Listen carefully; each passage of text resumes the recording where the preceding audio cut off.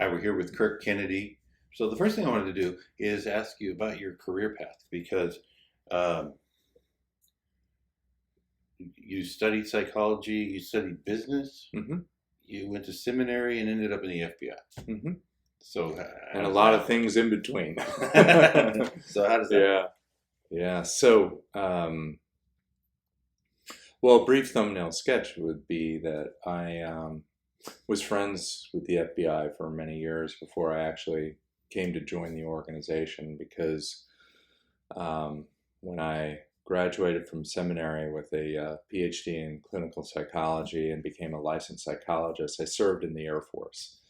And the Air Force, where I was stationed at Andrews Air Force Base, is in the DC area, and we were privy to and co-located with and collaborators with other military services and other organizations of the federal government within the DC capital region. And so after I completed my year of training at Andrews Air Force Base at the Malcolm Grow Medical Center there, I was stationed at NSA as an Air Force assignee to help them with their mission.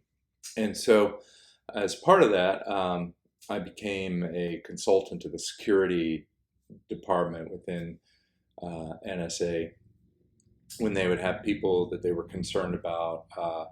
They're holding a high security clearance and yet being involved in some aberrant behaviors of concern, whether that was violent behavior or addictions or what have you. Anyway, so through um, helping security kind of figure out the path forward for somebody who got into trouble, how would they maintain their clearance, how would we assess and treat the person to make sure that they could get back to where they were clearance eligible. I gained a lot of uh, experience with the security officers there, and they involved me in a project that they were doing with the FBI. So early on, I got to know people in the uh, behavioral science unit that eventually became the behavioral analysis units, plural, today, which is where I work now. But basically, through those contacts, I had early on in my career in the 1992 timeframe up until when I was hired in 2009. I worked for Department of Defense counterintelligence. I worked in the intelligence community, and then I uh, left a job in counterintelligence at the Pentagon to accept a position at FBI in 2009.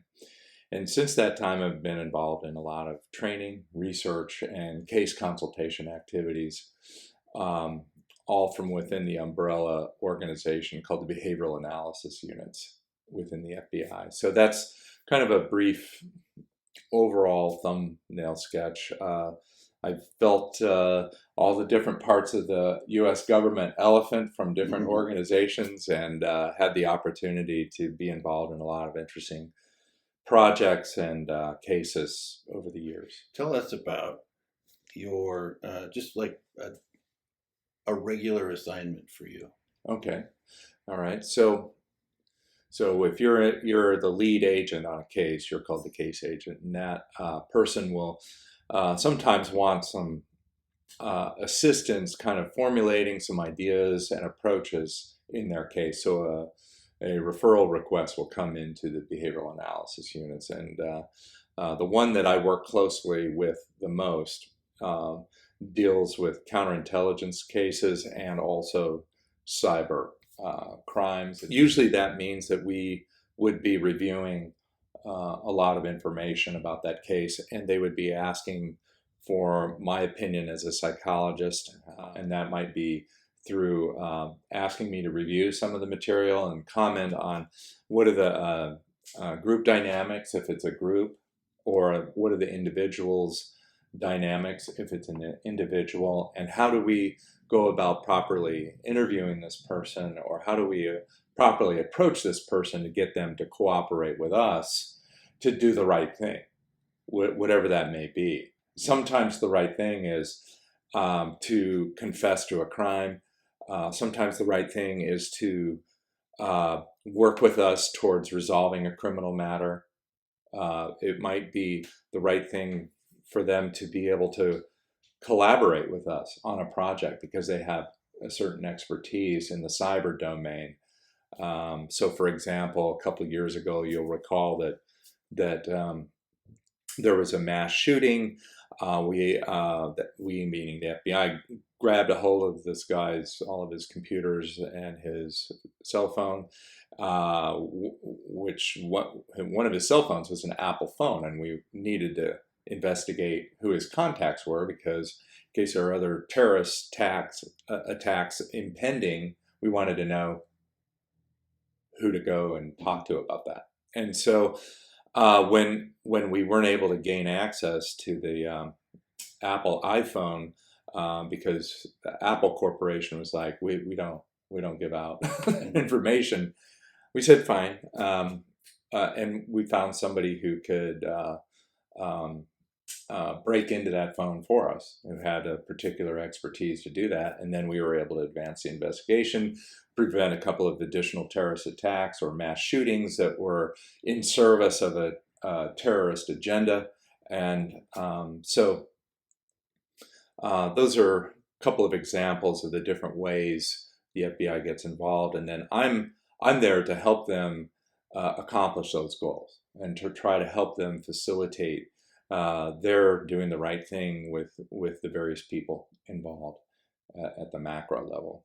And so they have people that are experts in crime solving, as far as criminal investigation, but you're helping them as sort of a subject matter expert, yes, helping them with human motivation, group dynamics, as you said, but ways that an expert would see it that maybe a person, even a very experienced agent, may not.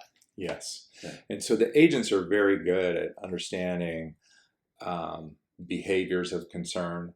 They don't often view it from a perspective of why somebody is doing those behaviors. Right. And so, like you said, I'm there to help them understand human motivation, the different possible motivations that could be driving the behavior, and how to ferret out which ones are more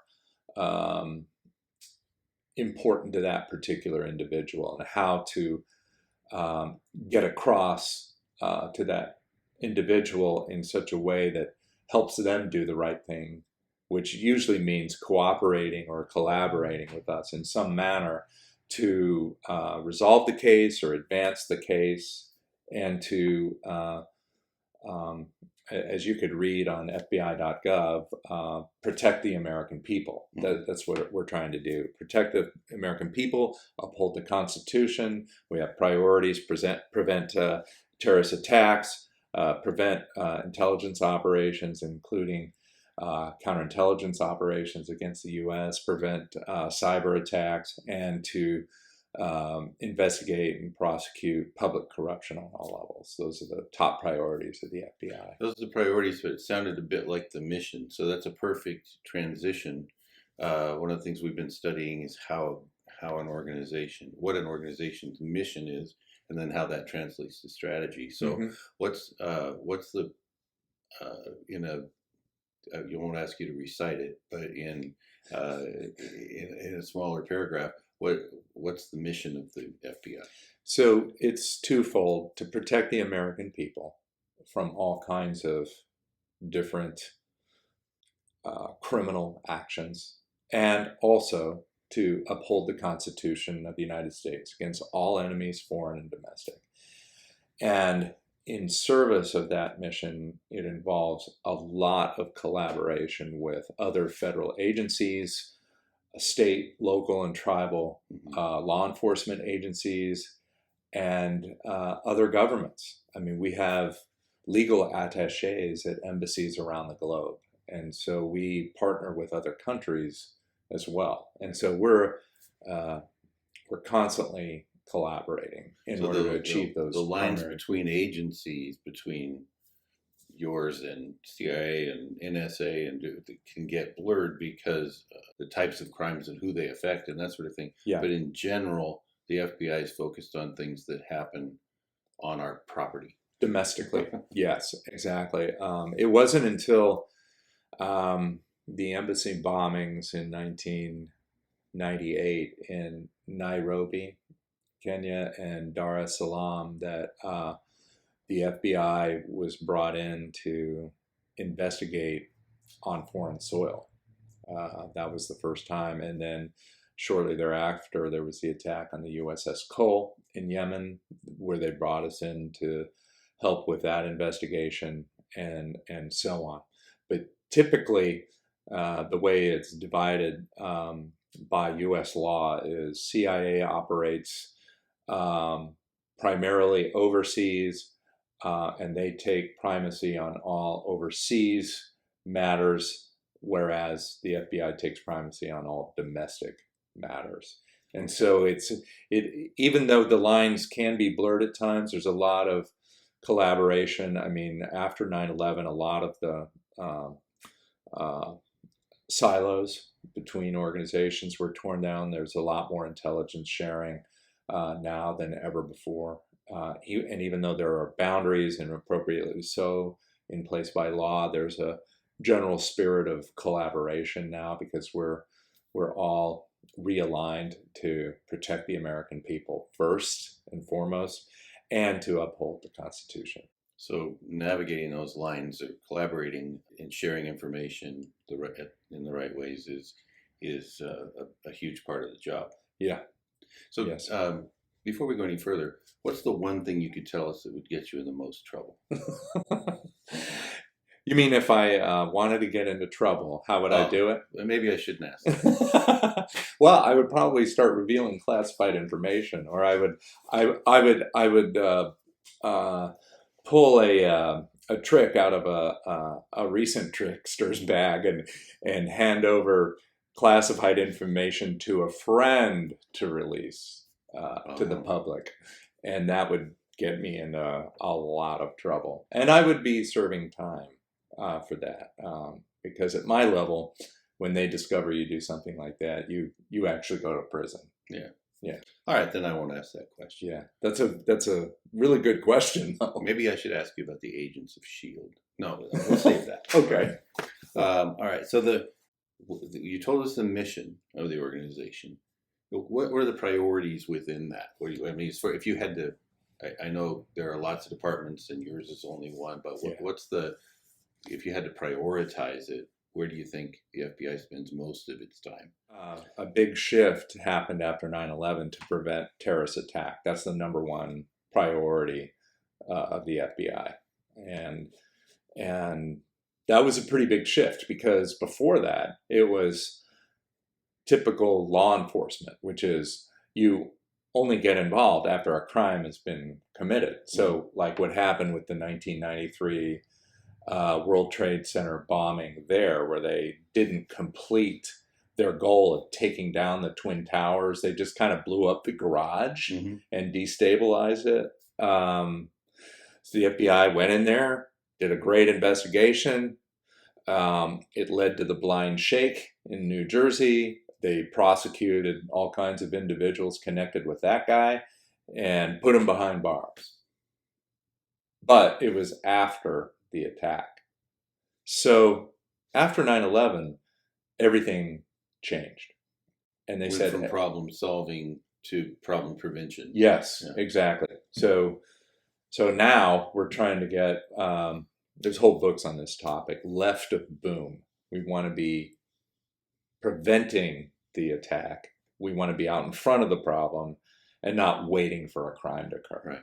And that's a significant shift. The second priority is to prevent foreign intelligence operations, including intelligence collection operations against us. And we call that counterintelligence operations. So that's a second priority. The third priority is preventing cyber attacks on the U.S. Infrastructure. I work with a lot of highly technical, highly trained cyber agents who became FBI agents, and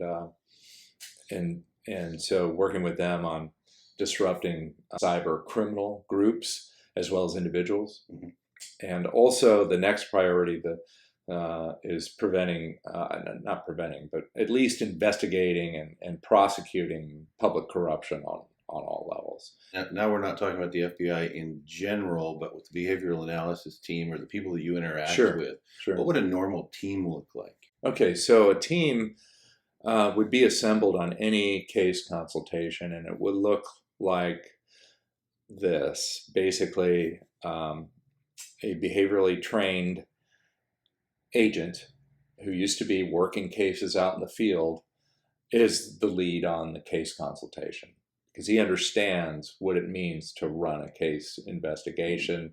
They've already done it out in the field, and they talk the same language as the case agent. In addition, there'll be one or two other agents, myself as a psychologist, and then we would have at least one intelligence analyst, and then whoever else is available. Like if we have a lot of information to be reviewed, we might expand that team out and ask for additional help in going through all of the So whoever's needed really is on that team. Yes. In business, we'd call that a cross-functional team. But you're just saying whoever needs to be either brought in temporarily and consulted to get to get specific information, or but the team itself is a cross-functional group with many different expertise, all with the same goal of understanding both the motivation and the implications of what's going on. Yeah, in service of the particular consultation request, whether that's an approach strategy. How do we approach this person to collaborate with us? How do we interview this person who they say that they're a victim or a witness, but they might also at the same time be on the suspect list? What's the best approach to interview somebody so that we collect enough data to move the case forward? And there could be other ancillary goals, but those are the two primary case consultation requests that come through. And what happens is so much of who's on that team depends on the time frame for the consult. So we have a variety of time frames. Hey, we need you to crash on this for our interview tomorrow that's already been scheduled, and we should have brought you guys in earlier, but we weren't sure, and now we have a window of opportunity. So if we can, or the agents and the support staff who's available drop everything that they're doing and try to address that need. But usually we have a time frame of weeks in order to get everything together. So you might meet and then do some research and whether you're developing a plan or consulting another person. But how do you communicate in the meantime? How does the group communicate with one another? Yeah, so that's a really good question. So the first thing that happens is a case consultation will come in either informally or formally, and then there's a formal system that gets kicked in to document that request for the purposes of record keeping. But pretty quickly a initial intake phone call is scheduled, and that phone call will either be on a classified or unclassified system. It might involve a Skype call where it's over a protected system so we can see each other's faces. If we have the opportunity, that's what we prefer to do. And then we talk about the case, the needs of the case, where to find the information that they need us to review. And then after that intake call, then there's a meeting within the BAU where we determine all of the actions that need to be taken. How are we going to divvy up the deep dive on the information, who's going to do what, and how we're going to communicate as we go along. So usually what happens is we're creating files on a share drive within this particular case number. And so as we come across information, we're culling that information, the details, into that group shared file, soft copy, and then the case agent consultant, who's an agent in our unit, is constantly tracking that. And then as he or she is compiling the information for a presentation in um, to be scheduled usually a couple, 3-4 weeks down the road, they will, as they have questions, they will either send those out or call a meeting and say, hey, it's been a week. Let's get together and go over what we've got and what we still need to do. And so that way the team is on track for meeting the deadlines. So you in that initial meeting, you've really set up what we might call a team charter, in which you've said, here's the mission, here's what we're here for. Here's the ways that we're going to communicate. Here's the level of confidentiality to this interaction. Who can be in the loop, who can't. Right. Whether or not we can talk about these things outside. Where we'll go for the information. How quickly we'll get back to one another if we do have new information. Right. All those kinds of things are sort of the relationship's really defined in such a way that folks know they have clear expectations, and they can also know if somebody is taking too long or talking to the wrong people or that kind of thing. So there's a level of trust that even though you might not know each other, by having that charter, there's a level of trust that's sort of built into it. Yeah, and we do have the luxury of knowing each other. So we're all co-located in the Quantico area of Virginia, and so we are constantly sharing information. At least in the pre-COVID area, when we were all in the office together, you would walk by somebody's office and talk. Now it's a little more difficult. We're intermittently in the office as the case dictates. We're trying to work as much from home as we can. And then there's so many secure matters where we'd have to come into the office in order to get on the secure system to review all the data. But there's a lot of informal as well as formal sharing of ideas and hypotheses. And hey, what did you see from the look that you were looking at?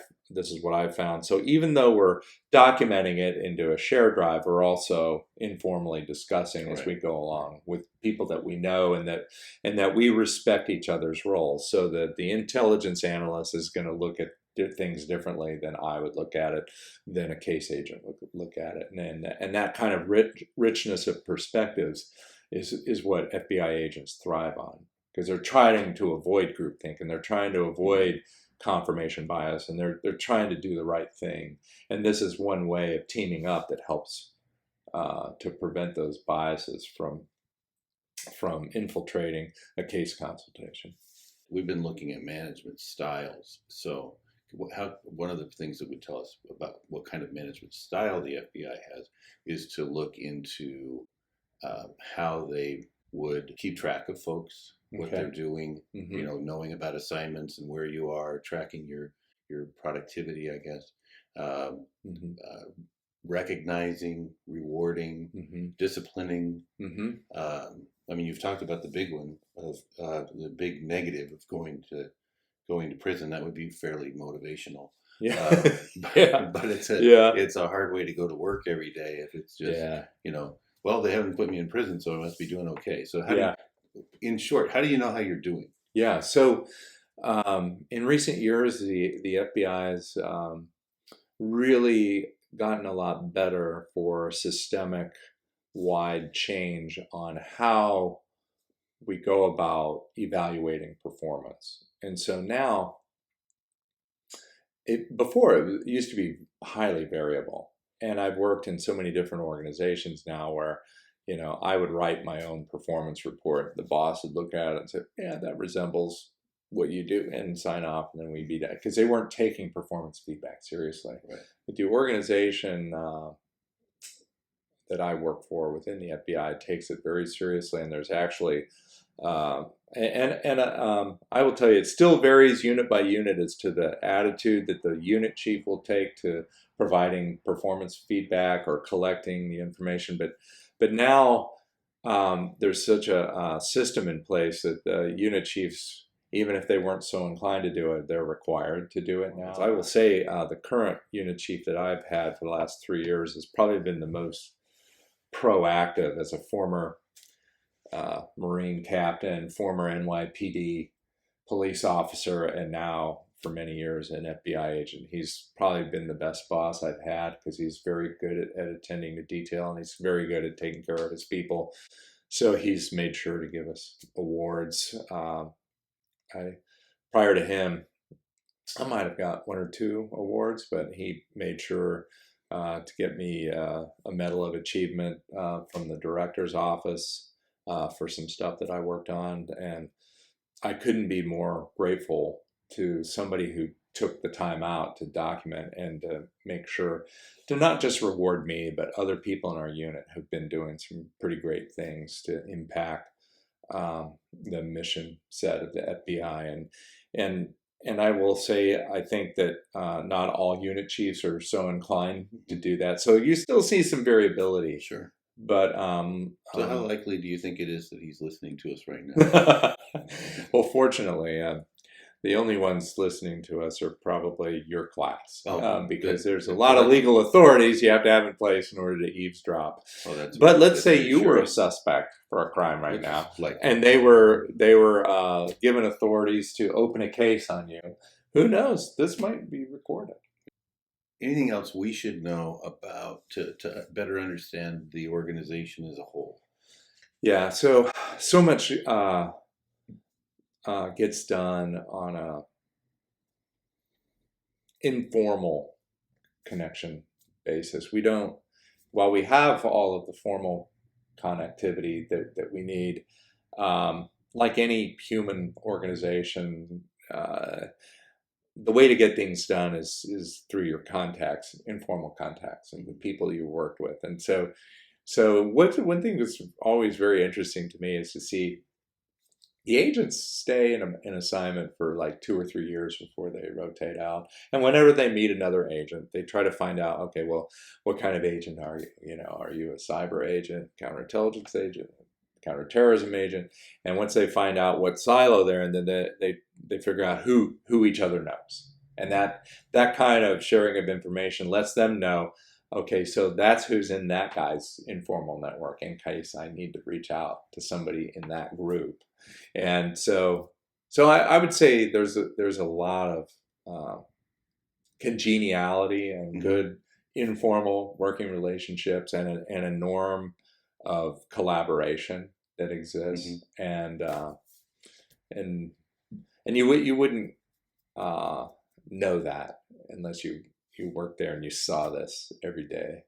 And it's really like most businesses, what you're saying is there's a formal way that we communicate. Yeah. And then there's formal policy that's written down. And then there's tribal knowledge. Yeah, exactly. And a lot of that has to do with the networking that you're able to do and the who you know part. Yeah. So how much do you think that's taking a significant hit right now with everybody being with a lot of people working from home and not having the normal sort of informal interaction with each other? Yeah, so that's a really good point, because it's really cut down on a lot of those informal hallway interactions that you could be having that you're just not having. And so now you have to actually, your inquiries are more formalized, either through an email or a phone call that you didn't have to rely on. You can just pop by somebody's office and talk to them, or you'd see them in I need to go with you and have that. So the pandemic has really cut into that. But I want to ask, having been in seminary and we've known each other a long time, I know about your faith in Christ. So how has the work in all this different kind of behavioral analysis, intelligence work, how has this affected, or how has it impacted your faith? And of course, we're interested in how has your faith impacted your work? Yeah, good questions. So I would say that it's very easy to get so focused on work that you don't do things that you need to do to take care of yourself in general. And one area of your life, of course, is your relationship with God. And so there have been times when I've neglected that fairly significantly because I was so over focused on work. And that's one of the things that you can really, it's kind of a pitfall, that I've had to learn the hard way on how to avoid. In terms of the impact of faith on work, I would say that when I am walking well with God in life, that it makes the stress and pressure of the job and the gravity of the cases that we're working, it makes it much more bearable, and it makes it much more easy to see the right thing to do with regard to the people aspects of what's involved. And what I've seen a lot of times is in high stress situations where people don't treat each other well as well as they should. And so that's helped me to try to model for others how we should respond under stress, and how we should try to be just a little bit more understanding than we would normally be if we're impacted by stress.